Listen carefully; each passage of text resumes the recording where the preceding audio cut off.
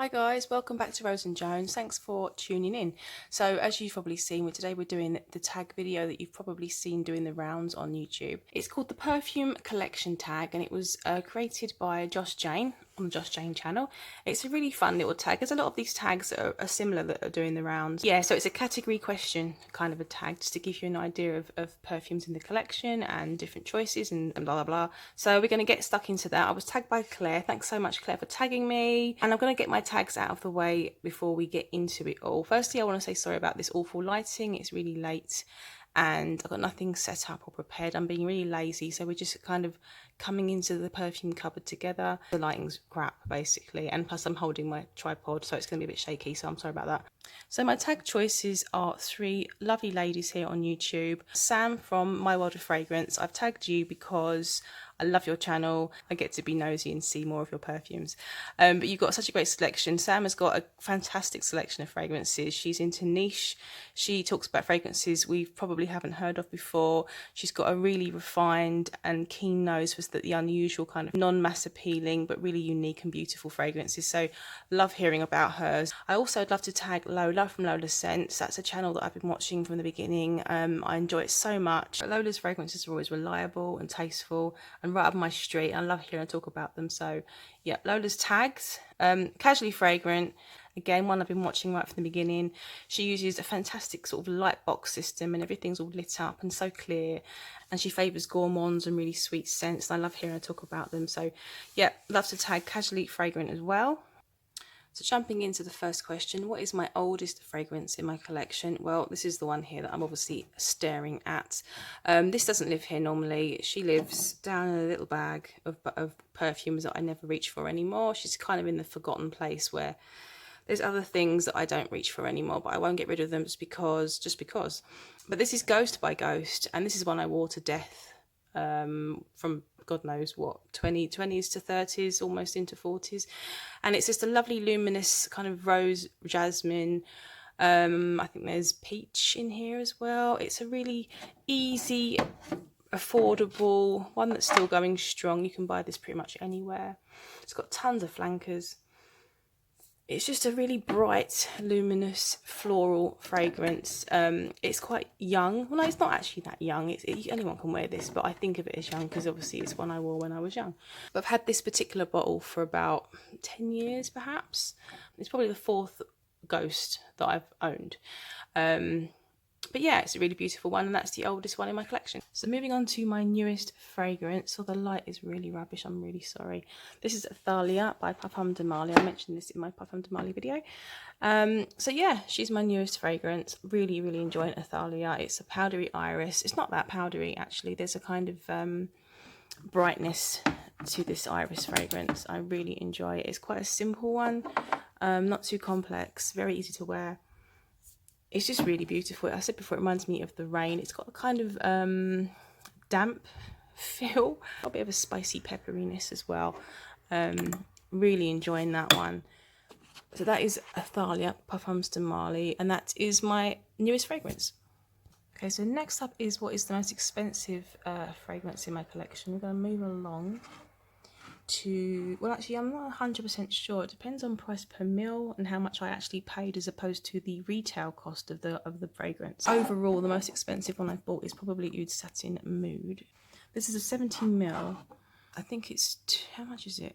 I think this is 200. Anyway, I think I paid the most for this one. The lighting, I'm so sorry, it's so rubbish, but it looks black, but it's actually dark blue. I don't know if you can actually see that very well. It's a dark blue one. But this is just a beautiful rose oud fragrance from Maison Francis Kurkdjian. This is a rose oud and violet.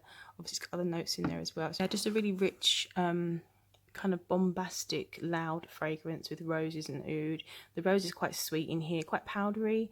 It's very velvety fragrance, but it is incredibly, confident. You'll get noticed when you wear this. It's quite a deep smell, quite a gothic smell. And the oud is quite medicinal. And the lovely violet in here is what's making it unusual, and the violet kind of takes it into that more powdery blue phase. It's just got so much depth, and it has got a lovely amount of sweetness in it as well. But that's my most expensive one, so that is Oud Satin Mood. So from one extreme to the other, we're going to the most affordable, most inexpensive. In terms of retail, probably Cloud probably Cloud is the most cheap because of, I mean, this was 100ml, this particular one. No, it's not, it's 50ml, isn't it? What the hell's that? And this was like £25. That's probably the cheapest fragrance. Fantastic value for money, this. I mean, not only are you getting a beautiful gourmand, a cold sort of ice cream with coconut and lavender and praline and loads of whipped cream, you're getting that beautiful sweet gourmand, and you're also getting a Baccarat Rouge 540 dupe for that money as well. It's just a great fragrance all round if you like your sweet fragrances. I mean, everyone must have heard of this by now. So that is my cheapest one. Next is a favourite, Easy Reach. And I don't think I've got an Easy Reach anymore because I just don't like leaving anything out. Everything I reach for, I have to pick a different thing the next day. Been reaching for peony quite a lot. This is only quite new, but it's so easy. It's such a easy, pretty floral. It's got a freshness to it. There's a green element to this. You can see that very well. Very pretty little bottle as well. It's plum. It's, what is it? Obviously it's peony. I can't remember all the notes. Just easy, soft floral with a little bit of freshness. It's just, that is a lovely one. Also, what's the other one I reach for? I've been reaching for this a lot in the evenings. Really loving this. This is a present for my husband. He got me this.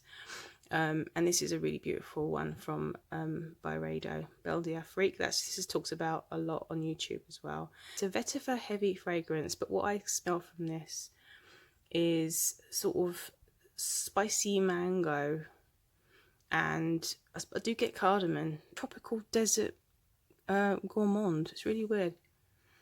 Oh, it's beautiful though. There's a cleanness to it as well, but it's like having a mango smoothie with loads of butter and like spices and cardamom mixed in as well. Very enjoyable, and yeah, just a lovely one for the summer evenings or any time really. Easy to wear, not too heavy. That's Belle d'Afrique. So the next question is my favourite bottle design. This is a difficult one because I tend to be attracted by the fragrances because of their bottle a lot of the time. I get, you know, attracted to the bottle first, and then I hone in and make sure the fragrance is beautiful as well. I've always loved this one. It's just simple, it's heavy, it's a very simple, elegant, understated but beautiful fragrance, and obviously the visuals mostly is from the colour of the juice, which is purple, which is another thing that I absolutely love. I love a good quality, heavy, simple, elegant bottle like the Almond Jane. Classy, simple, lovely lid, sturdy, just really elegant. You can see that it's quality. Always love the Christian Dior bottles. They obviously are very, very, very simple, very clean, understated. But that's why I like them, and they're well done. You know, the caps are magnetic, really pretty. And then I also really enjoy the Sylvain Delacour bottles as well. I do love this bottle because again, it's that same thing. It's so heavy, and they're turned glass, which just feels like quality and luxury. Understated, simple little bottle, simple little label there. Not too blingy, pure class. So I really love that one. Hi guys, so we're back with a little illumination this time. It just got too dark last night and the lighting was pretty shit. So the next category was, what was it? The smallest bottle in my collection. It's so tiny you'll blink and you'll miss it. Let me just take you over here and then we'll just take you back. Look at that.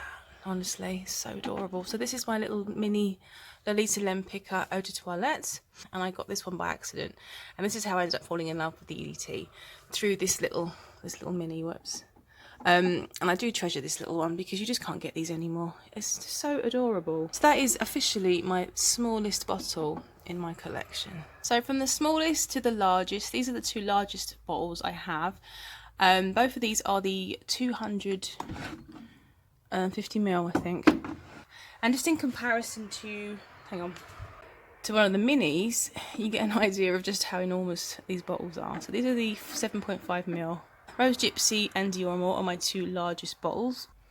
And just a quick recap of the scents. Rose Gypsy is of course the very watery, very simple, sort of like a splash on rose water kind of a scent, bit green, very fresh for summer. And Dior Amore is a slightly more elegant, powdery. It's like it's hard to describe this one, but it's powdery and fizzy at the same time. But it's jasmine, powdery notes. I think it's iris, isn't it? Iris, jasmine and powdery notes.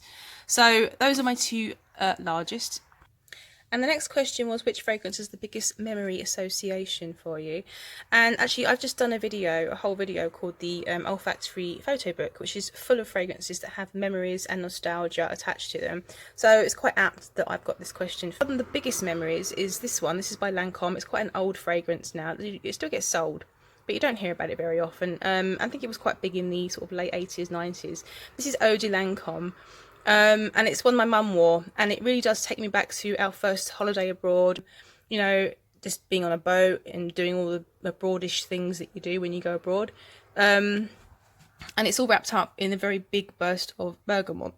Big burst of bergamot, and other citruses and other herbal notes in here as well. It's quite an aromatic scent. It's so fresh. It's so beautifully cooling for a hot environment.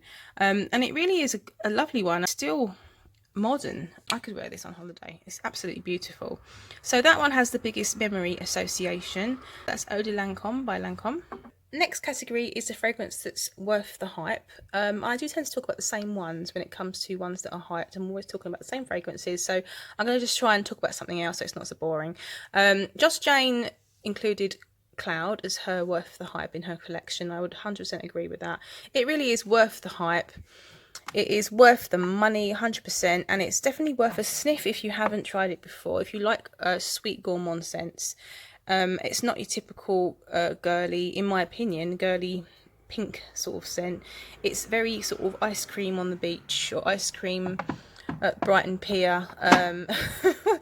Just that kind of thing, because it leans quite cold, but it's sweet and it's beautiful, and I love that. But also I'm going to talk about one that is worth the hype, and I got it, I tried it out because of the hype and because of how I've heard it talked about, and I've discovered that my favourite category of fragrance is a gourmand rose, and this pretty much ticks all the boxes for a beautiful gourmand rose.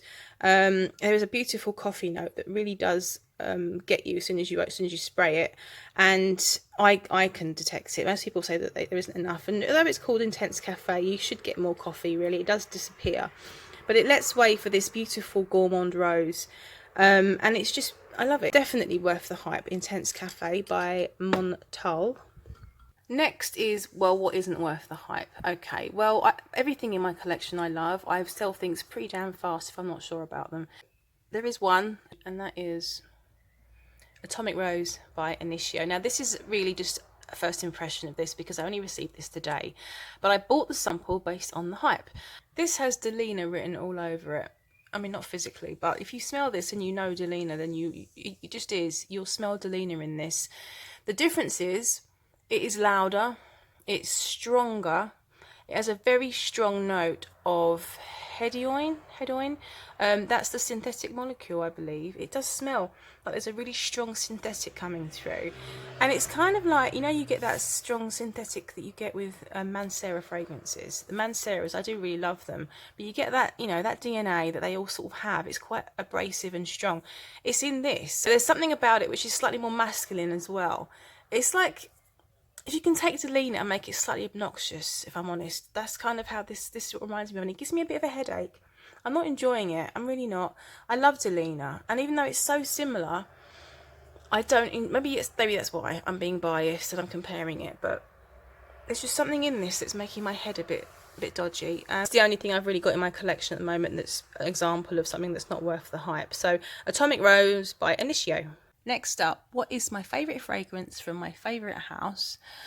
I don't think I have a favourite house. I've got to be honest, I think there's something beautiful from every house. Every house has got something amazing to offer. There's 3 houses I've got 5 fragrances from. So I guess one of those should technically be my favourite house. I've got 5 from the Maison Dior.